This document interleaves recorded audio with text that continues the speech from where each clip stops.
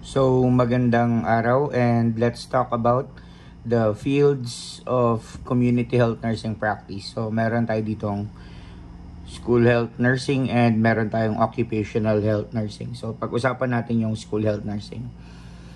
Bale, ang legal mandate kasi natin sa school health nursing ay magmumula pa sa 1987 Constitution nung ginawa ang Department of Education, Culture, and Sports, and may mga iilang batas na din na nag-i-exist kagaya nitong Republic Act 124. Ang ibig sabihin nito ay an act to provide for the medical inspection of children enrolled in private schools, colleges, and universities in the Philippines. Pero karamihan sa mga examination na makikita nyo sa mga review centers, dinadub ito as the School Health Act, no? Itong RA 124. And of course, we have your PD 603 or the Child and Youth Welfare Code. Ang focus natin pagdating sa school health nursing ay ang school populace. Pag sinabi nating school populace, syempre pangunahin dyan ang mga students, pupils. Pero pag sinabi nating school populace, kasama din po dyan ang mga teachers, non-teaching staff, kagaya ng cashier, registrar, guidance counselor, utility, driver, and of course yung security personnel din ng school. And huwag kalilimutan na ang primary role natin dito ay to support the student in learning and to ensure that the educational potential is not hampered by an unmet health needs. Pero pag sinabi din kasi nating primary role, ang primary na tinututukan natin dito ay mga estudyante. So, syempre, pag elementary school, pupils ang tawag natin dyan. Pag high school and senior high school naman, students ang tawag natin. So, sa school health nursing, ang covered lang naman natin dito ay ang tawag dito, elementary and high school at senior high school, and of course, yung mga estudyante ng alternative learning system. So, pag tinanong sa board examination, ano nga ba ang qualification ng isang nurse o school nurse o ng district nurse? Kailangan siya i-graduate ng Bachelor of Science in Nursing. Siya ay nakapag-take ng Nurses Licensure Examination at pumasa. At siya ay merong 2 taon na relevant experience, 4 na oras na relevant training. Pero guys, kung makikita ninyo, ang mga private and elementary schools natin, ang kanilang requirement talaga dito ay BSN graduate and RN. So, karamihan ng mga makikita nyong postings online and pag mayroong mga job hunting, so yun yung makikita nyo lang. Now, ano ba ang pinagkaiba ng school nurse at saka ng tinatag natin na district nurse? Makikita mo yung difference nito kapag ikaw ay nag-apply sa Department of Education. Sa Department of Education kasi may 2 pinakamadalas. Pagdating sa municipal level o district level, meron ka dito makikitang 2 klaseng nurse. School nurse at saka district nurse. Now, 'di ba pag Department of Education, ang madalas, 'di ba ang iba ang tawag nila diyan. Halimbawa, Province of Occidental Mindoro, Municipality of Calintaan. So, pag sinabi nating Department of Education, di ba ang tawag doon, Division of Occidental Mindoro, District of Calintaan. O kaya, sample tayo ng isa pa. Province of Oriental Mindoro, City of Calapan. So, halimbawa naman nun ay Division of Oriental Mindoro, District of Calapan. So, dun pa lang, kuha mo na pag sinabi nating district nurse, tinutukoy nito ay ang mga nurses na tawag dito, maa-assign sa buong bayan. Kasi 'di ba pag sinabi natin Department of Education, ang district, that means municipality or city. City-wide, municipality-wide. So ibig sabihin yung nurse na yon, she or he will handle several schools in that particular municipality. Samantalang pag sinabi naman natin na school nurse, madalas naka-assign ito sa mga tawag dito, eskwelahan na kung saan mataas ang populasyon ng mga estudyante. Yun. So, sample lamang yun guys, no? Yun yung reality pagdating sa qualification ng school nurse and district nurse. Sumunod. Pag-usapan naman natin, ang source natin dito ay ang White Book, no? Yung White Book, yung Department of Health book na tinatawag, no? Pero technically, tawag dito, hindi naman din talaga doon ang galing yun. Ito ay nanggaling sa Department of Education, Culture and Sports Blue Book. May handbook kasi dyan ang DEX dati na kulay blue. And doon nakasulat itong function ng school nurse. So number 1, School Health and Nutrition Survey. Anong ibig sabihin nito? Tawag dito, 'di ba, bago mag-umpisa ang school year ng isang school, 'di ba dati yan ang school year natin, mag-start yan ng June to March, 'di ba? 10 months 'yon. And may 2 months na bakasyon. And 'di ba dati ang brigada eskwela tuwing May. Ngayon kasi 'di ba ang school year na natin start is August. Nakukuha ba? Tapos magtatapos siya ng May. Kaya June and July naman yung pinaka-break. Kaya nga 'di ba ang brigada eskwela ngayon kung hindi June, July. Pero ngayon alam ko June ang mga brigada eskwela.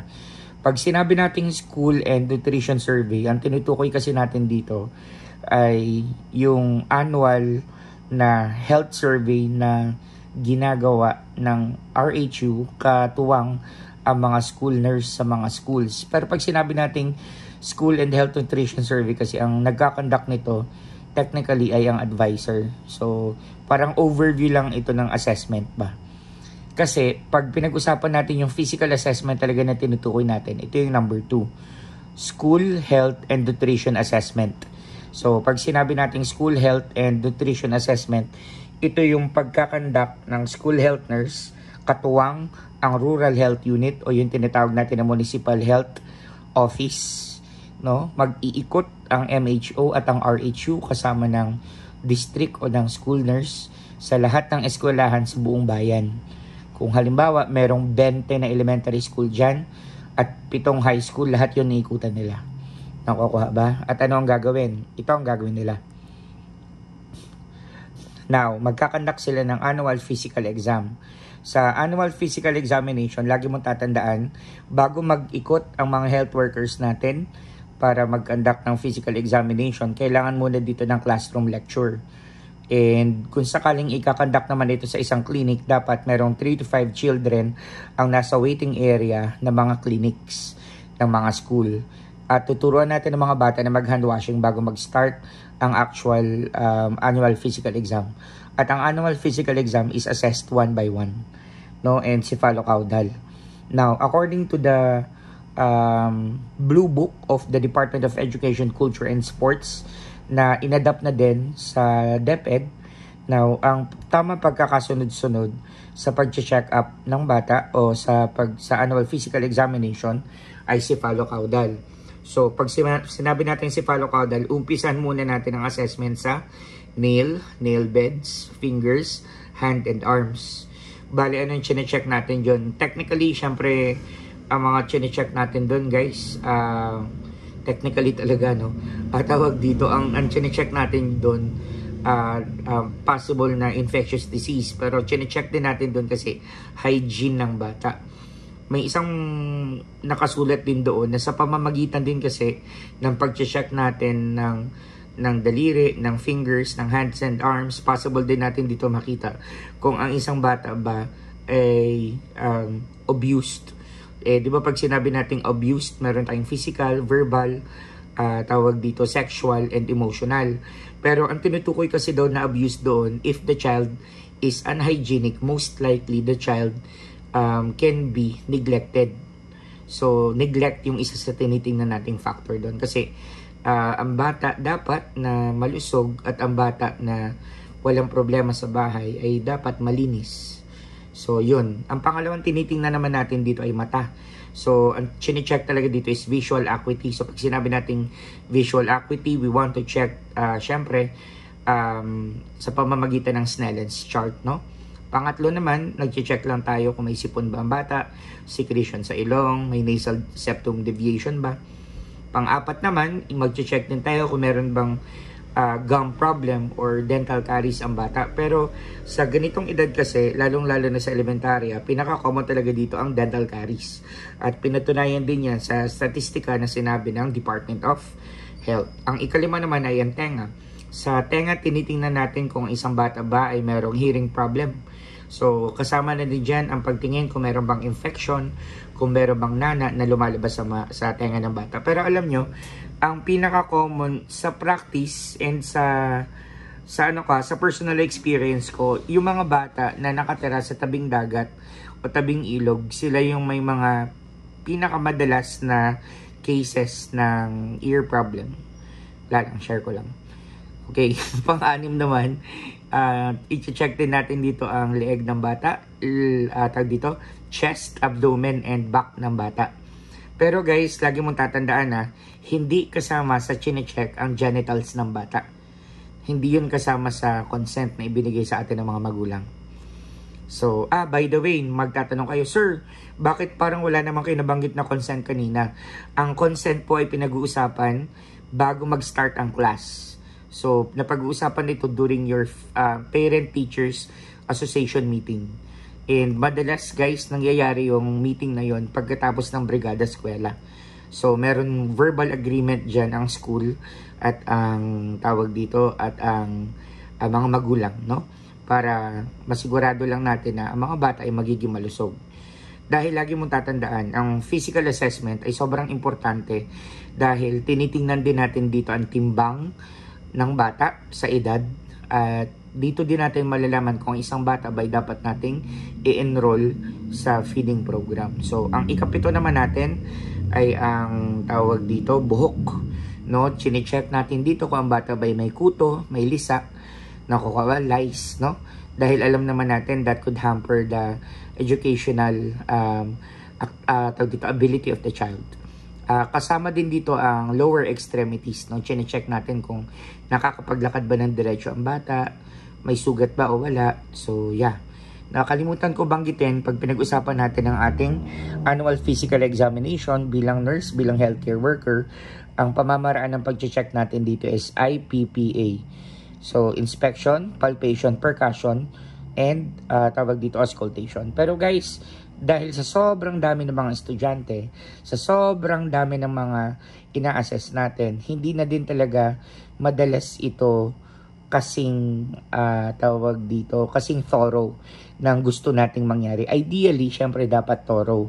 Pero sa ratio kasi natin ng nurse and the number of student or healthcare worker to the number of student to the number of school in that particular municipality, hindi talaga to natutupad na thorough na na-check. Kaya nga katuwang natin dito ang mga guro natin, bale sila yung mag-o-observe, assuming may ma-observe silang malabo na mata, mahinang pandinig, sugat at iba pa, i-report nila kaagad yun kay healthcare worker at syempre agaran tayong tutugon. So, yun lang naman ang ilan sa itong tinuturo ko po ay base sa practice at base din po sa tawag dito libro. So, pangatlo, referral cases to the MHO, private and social services. So, kagaya na nabanggit natin during emergency cases o kung may makita tayo na tawag dito abnormality. So, kapag public school yan, kailangan mai-refer yan kaagad sa municipal health office. At kung sakaling pribadong ospital naman, pribadong eskwelahan naman yan, kailangan nilang mai-refer sa mga partner agencies and facilities nila. Number 4, believe it or not, kasama po dyan ang school plant inspection. Dahil ang school plant inspection po, may kinalaman po yan. Hindi lang environmental sanitation. Pasensya na, environmental sanitation na nakasulat dyan. Promotion of nutrition po. Dahil bilang nurse, kasama sa trabaho natin ay ang pagpopromote sa mga bata. At katuwang na din natin dyan ang mga guro natin sa Go, Grow, and Glow foods. No? Foods that will provide energy to the children, di ba? So that they will be always on the go. Food that will help the growth of muscles and tawag dito and bones, kaya grow. And foods that will help them na maging malinaw yung mata at maging maganda ang balat, no? Help them glow. So, Go, Grow, and Glow foods. Pero guys, ang gulayan sa paaralan ay proyekto ng mga minamahal nating advisors, no? Pero tayo kasi nandun lang tayo sa promotion ng nutrition. Kaya kabilang po yan. Kahit i-check nyo sa whitebook, nakasulat po yan. Number 5, attendance to emergency cases. Simple lang naman tayo bilang tawag dito, school nurse. Kasama din sa training program natin ang tulungan ang clinic teachers natin, no? Lalong-lalo na sa mga emergency cases, just in case. Kaya dapat, syempre si nurse dapat marunong mag-BLS, bihasa hanggat maaari. Ang mga clinic teacher natin, syempre inaasahan din natin na kahit papano, may kaalaman pagdating sa basic life support. And ang tinutukoy din naman natin kasi dito sa attendance to emergency cases na to, katuwang din po natin dito ang MDRRMO at ang BFP kung sakali na may mga emergency case. Sumunod, School and Community Health Council. Anong meron naman dito? Sa School and Community Health Council po, kung naalala ninyo, meron tayong tinatawag na Parent Teachers Association. So, sa School Community Council kasi, nag-e-elect tayo dito na magiging leader ng Committee on Health. And yung Committee on Health niyo, yun yung isa sa tumutugon. Committee on Health and Nutrition yan madalas, no? Bale, tumutulong sila sa pagbuo ng team na magha-handle ng feeding program. At the same time, tawag dito, sila din yung team na tutulong sa pangangasiwa sa kung ano pa yung mga pangangailangan ng mga estudyante. Bukod sa mga emergency needs and annual physical exam, ay yung mga bakuna na po pwedeng gawin. O yung mga programs like dental programs, oral health programs na pwede pang gawin sa eskwelahan. Establishing data bank, may kinalaman lang naman po ito sa proper documentation. Number 8. So, sa number 8 naman natin, guys. So, meron tayo ditong tinatawag na health and nutrition activities.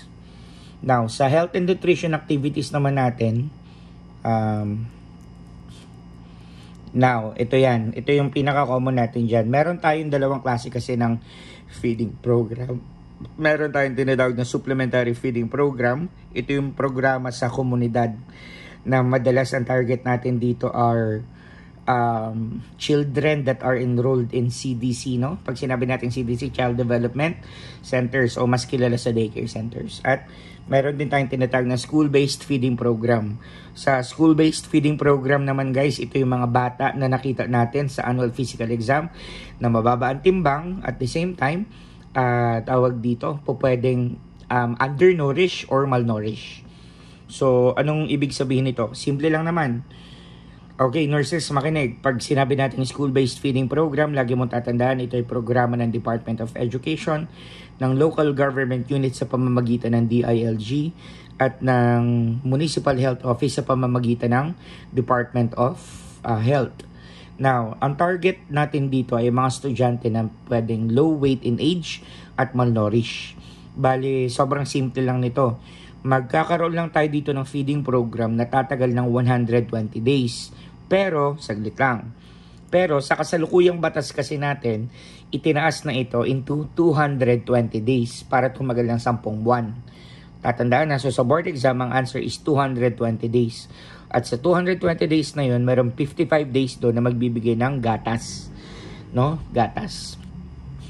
Now, bilang nurse, ano ang prerequisite natin dito? Pag sinabi nating prerequisite, ang prerequisite natin dito is deworming with consent. So, ibig sabihin, bago sila ma-enroll sa feeding program natin, dapat dinideworm muna natin sila. So, ano yung mga gamot na ginagamit natin dito? So, ang ginagamit natin dito, we have your albendazole and mebendazole. Now, ang albendazole and mebendazole, these are flavored tablets, and at the same time, kung sakali, pwede din tong flavored syrup. These are well tolerated treatment methods, no? So, guys, pag sinabi din nating anti-helminths o tinawag natin na deworming pills, ang deworming natin sa isang taon ay 2 beses, no? Twice a year. Bakit twice a year? Dahil sigurado kasi ang reinfection after 6 months. Kaya nga 'di ba, ang sabi dito ng Department of Health, kailangan maka 3 consecutive years ang isang bata sa lugar na merong bulate. Nakukuha ba? At tuwing kailan ito? 2 beses isang taon, January and July. January and July. 'Di ba? Dati ang July tumatama 'yan ng nutrition month. What I meant was yung July deworming, tumatama 'yan ng nutrition month. Kaya well celebrated, 'di ba? Kaya nga, 'di ba may mga moves ngayon na gusto ng Department of Education na ibalik ulit sa normal school year yung tawag dito, after pandemic, maibalik sa dating mga schedule para maibalik din yung ma-restore din yung dating mga schedule. So yun lang naman, no, pag pinag-usapan natin yung tinatawag natin na tawag dito, pag napag-usapan natin yung ating school health nursing. So ano pa yung mga ilang paalaala na dapat natin dito ang tandaan? So ano pa, rapid classroom inspection. Pag sinabi naman natin rapid classroom inspection, nangyayari lang ito. Sa Tagalog, ito ang muling pagbabalik ng healthcare workers sa school. Ginagawa naman ito kapag merong outbreak or epidemic. Halimbawa, nagkaroon ng outbreak ng cholera doon sa school na yon. So, tawag dito, maghahanap ang healthcare worker ng mga sintomas na may kinalaman sa tinaguriang sakit. Nako ka ba? At ang ikasampu naman natin dito ay home visitation. Pag sinabi natin home visitation, lagi mong tatandaan, health-related. Health-related. Hindi tayo nag-home visit kung mababa ang grade ng bata.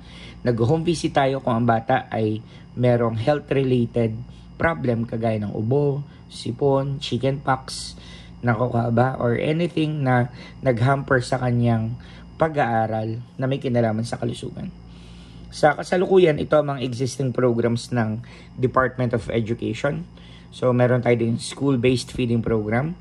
Number 2, the National Drug Education Program na nakatutok sa high school and senior high school. Adolescent Reproductive Health Program para maiwasan ang teenage pregnancy. Water sanitation and hygiene in school programs focusing tawag dito para makaiwas sa bulate, no? At iba pang mga diarrheal diseases. Medical, dental, and nursing service. So, mas pinapalakas din ngayon yung dental program natin.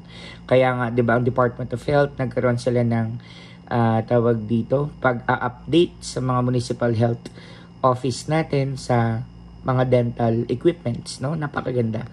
And ang pinakahuli natin ay school and mental health program dahil tawag dito, sinisikap ng Department of Education na masigurado na walang mabubuli na ba sa mga bata.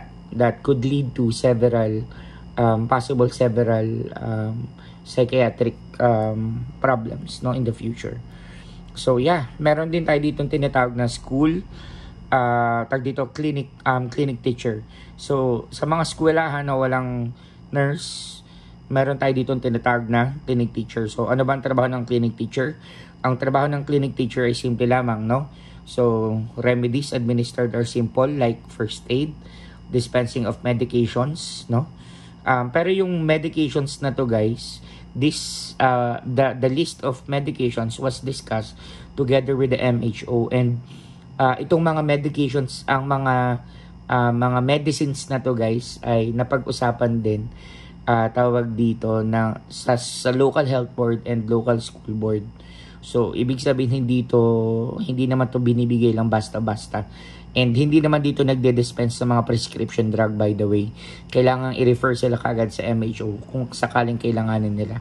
Ang tinutukoy natin dito, guys, ng mga gamot, halimbawa, nilalagnat ang patient natin, so pwedeng bigyan ng paracetamol, o kaya yung patient natin nakakaramdam ng pain, so pwedeng bigyan siya ng 1 dose and then i-refer siya kay sa pinakamalapit na health center. Next, records keeping, so documentation. Ano pa? Maintenance of the clinic or cleanliness of the clinic.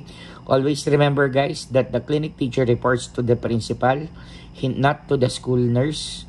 And lagi mo tatandaan, colleagues tayo dito, no? Colleagues. So magka-level.